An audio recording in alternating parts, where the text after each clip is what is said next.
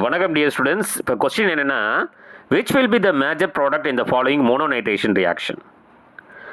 இப்போ உங்களுக்கு கொடுத்ததில் அந்த நைட்ரேஷன் ரியாக்ஷன் அப்படின்னா என்ன அர்த்தம்னா, NO2 ப்ளஸ் நைட்ரோனியம் அயனி உள்ளே வர்றது, NO2 ப்ளஸ் அப்படின்னு சொல்லக்கூடிய அயான், தட் இஸ் எலக்ட்ரோஃபைல் உள்ளே வர்றது. அதுக்கு நம்ம யூஸ் பண்ணுற நைட்ரேட்டிங் மிக்சர் வந்து concentrated nitric acid and concentrated sulphuric acid. So இப்போ உங்கள் வசதிக்காக அந்த பென்சின் ரிங்கில் 1ன்னு போட்டிருக்கேன், அடுத்தது 2ன்னு போட்டிருக்கேன். இப்போ 2 போட்டிருக்கிறதுல கார்பனைல் குரூப் இருக்குது, அது electron withdrawing group, -I effect. அப்போ அந்த பென்சின் ரிங்கை அப்படியே வச்சிங்க. இப்போ நைட்ரேஷன் மேக்ஸிமம் அதில் வந்து நடக்கிறது பாசிபிள் ரொம்ப கம்மி.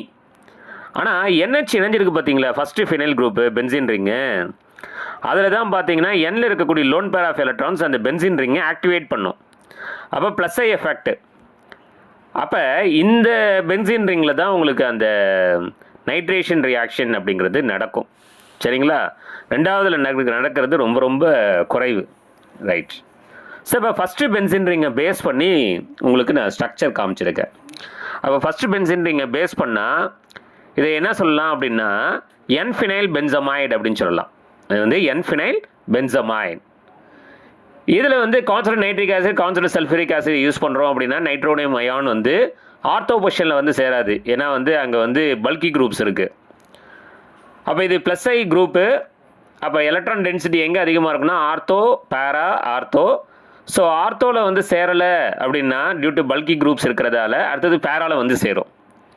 அப்போ பேராவில் வந்து சேர்ற மாதிரி NO2 குரூப் இருக்கிற மாதிரி உங்களுக்கு 3வது ஸ்ட்ரக்சர்ஸ் இருக்குது. அப்போ அதுதான் ரைட் ஆன்சர்.